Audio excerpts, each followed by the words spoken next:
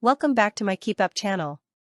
Camilla's tears for fallen D-Day hero, King and Queen are overcome with emotion as war veteran recounts horror of losing his dear friend on beaches of Normandy 80 years ago. Camilla was overcome with emotion today as a D-Day veteran recounted the horror of losing his best friend on the beaches of Normandy 80 years ago. Tears welled up in the Queen's eyes as former Royal Navy serviceman Eric Bateman recalled his experience on Utah Beach, while King Charles also appeared visibly moved. Mr. Bateman, who served on the warship HMS Erebus, described how you could walk across the channel because there were so many boats involved in the invasion. And paying tribute to his fallen comrades, he said, "So many men and women, including my dear friend Fred, joined up with me but unfortunately never made it." Charles and Camilla joined the Prince of Wales, leading UK politicians and veterans at a major event in Portsmouth, where the King gave his first public speech since being diagnosed with cancer. He told the crowd, "The stories of courage, resilience, and solidarity we have heard today and throughout our lives cannot fail to move us, to inspire us and to remind us of what we owe to that great wartime generation." Charles, who received a standing ovation as he walked onto the stage accompanied by Queen Camilla, is understood to have been adamant he would attend the commemorations as he continues his recovery from cancer. At the Portsmouth commemorations hosted by Dame Helen Mirren, William read an extract from the diary of Captain Alastair Bannerman, a soldier who was part of D-Day, addressed to his wife on the morning of the landings.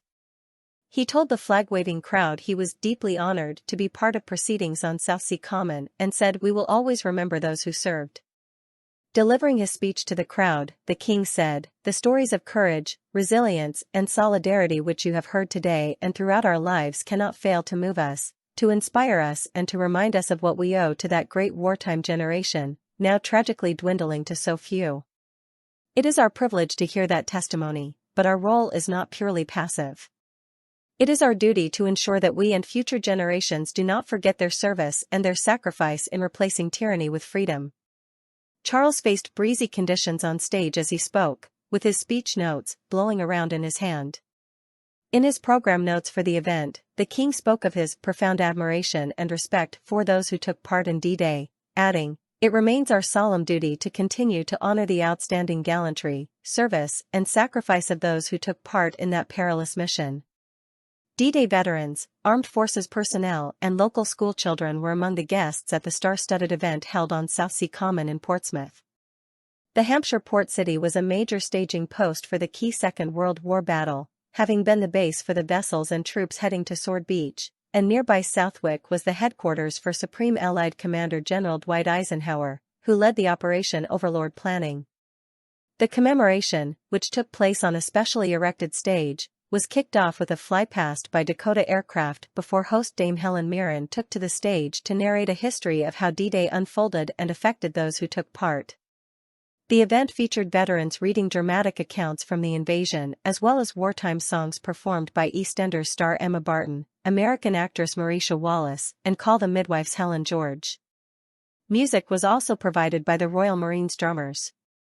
The King and Queen took to the stage for Charles to give a reading, followed later in proceedings by Rishi Sunak. Readings were also given by Johnny Weldon from The Outlaws and Kate Phillips from Peaky Blinders, as well as Ian Glenn from Game of Thrones, Leonie Elliott, also from Call the Midwife, Anjali Mahindra from Bodyguard and Julian Ovenden from Downton Abbey. The show concluded with a gun salute from the frigate HMS St. Albans, which sailed past in the Solent, and a rendition of the national anthem before a flypast by the Red Arrows and Typhoon jets. Mr. Sunak read an address by Field Marshal Montgomery, which was delivered to the troops ahead of the D-Day landings. The Prime Minister read out the short address which began, "The time has come to deal the enemy a terrific blow in Western Europe. The blow will be struck by the combined sea, land and air forces of the Allies together constituting one great Allied team, under the supreme command of General Eisenhower." It continued, "To us is given the honor of striking a blow for freedom which will live in history, and in the better days that lie ahead men will speak with pride of our doings. We have a great and a righteous cause." Prince William took center stage at the event by making the opening address, in which he spoke of the families who watched their loved ones go into battle as they left for the largest seaborne invasion in history in June 1944. Addressing the crowd at Southsea Common, William said, "We will always remember those who served and those who waved them off. The mothers and fathers, brothers and sisters, sons and daughters who watched their loved ones go into battle, unsure if they would ever return. Today we remember the bravery of those who crossed the sea to liberate Europe. Those who ensured that Operation Overlord was a success. And those who waited for their safe return." He said those who fought on D-Day came from across our nation and from all walks of life to join in the fight against tyranny. Many of those that took up arms had never seen combat before, some were still only in their teens, he added. The Prince read a moving and poetic letter by Captain Alastair Bannerman of the Royal Warwickshire Regiment, written in his diary at 3 a.m. on the morning of D-Day, just hours before the landings, and addressed to his wife. It spoke of the moon shining through heavy clouds, and the row of small ships and of darker balloons silhouetted in front and behind us against the grey sea. Captain Bannerman thought of his wife and 2 young sons asleep in their nursery, and photographs of the soldier and his blonde-haired children were shown on the screen behind William as he read the words. "I can imagine how you listen to the news at 9 o'clock and think of me with love. I hope that Andrew's golden head rests gently and quietly upon his small pillow, and that Richard is nice and comfortable lying in his narrow little carry cot," the Prince said. William continued, "The whole channel between us and Cherbourg is filled with little ships, which all quietly and efficiently sail towards France. The British, Canadian and American fighting forces on the warpath. I do not believe that I can now write for very long. We can now see the French coast, and very soon we will have to play our part. I must go now and look for the landing markings with my binoculars to ascertain our landing points. So, my darling, on we go. I know that you are with me. Au revoir, God bless, I love you." William shared how Captain Bannerman survived the landings and the war, was taken prisoner, but returned home to his wife and sons in April the next year. He added, quoting Rupert Brooke's famous war poem The Soldier, "Too many never returned. They remain in some corner of a foreign field that is forever England." The Prince said he was deeply honored to join the commemoration to recognize the bravery of those who took part in the landings. William delivered his speech before the arrival of the King and Queen, with Charles also making his own address.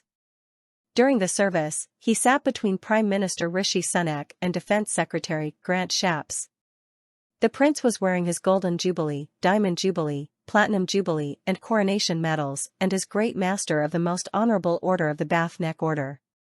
Dame Helen Mirren formally introduced the event just after 11 a.m. by addressing the assembled veterans, saying, "The presence today of some of those who contributed to that remarkable venture is an extraordinary privilege.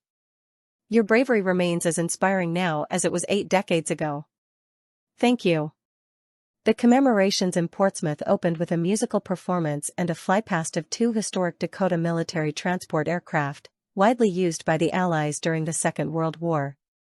Charles and Queen Camilla will join the Ministry of Defence and Royal British Legion's commemorative event at the British Normandy Memorial at Vers-sur-Mer tomorrow. Charles is said to have been determined to mark the landmark anniversary, given it will be the last event of its kind that D-Day veterans will be able to witness. This has been aided by a good recovery that has allowed his public duties to be brought forward by about a month, a source told The Times.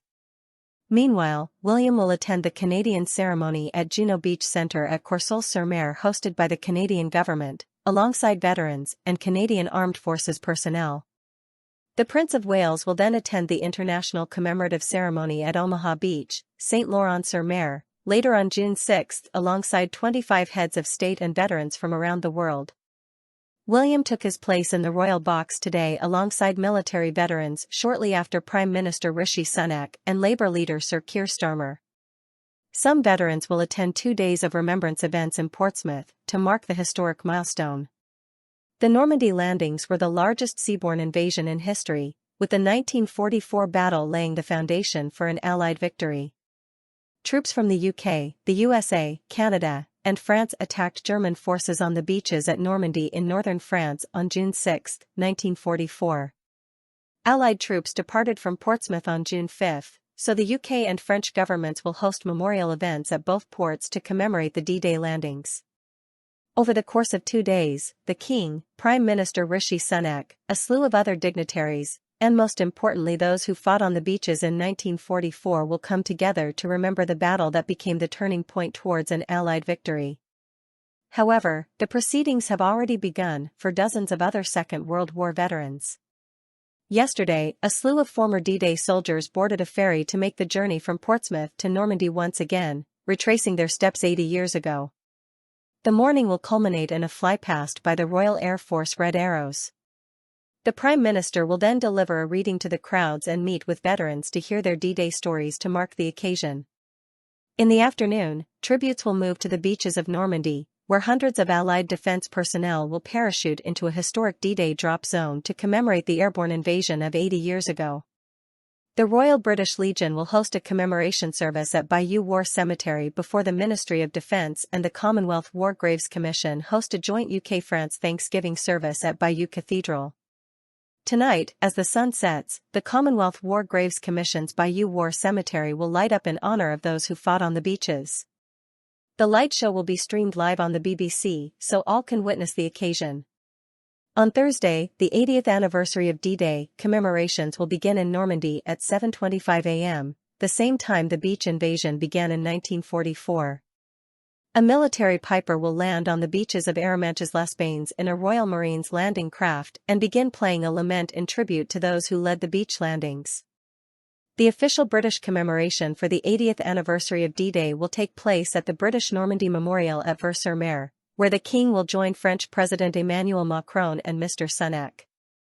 Charles and Camilla hosted 4 D-Day veterans at Buckingham Palace yesterday, hearing moving personal stories and seeing their poignant keepsakes. Football boots carried on the straps of a military backpack, dog tags still bearing blood, and photos of a much-cherished wife were among the mementos shared with Charles and Camilla. Charles, in turn, read aloud from his grandfather's handwritten diary, recounting George VI's D-Day entry about the breaking news of the successful landings in June 1944. The special meeting was filmed and will be broadcast as part of BBC One's D-Day 80, tribute to the fallen on June 5. Source: dailymail.co.uk. Please like, share, and subscribe. Thank you for watching.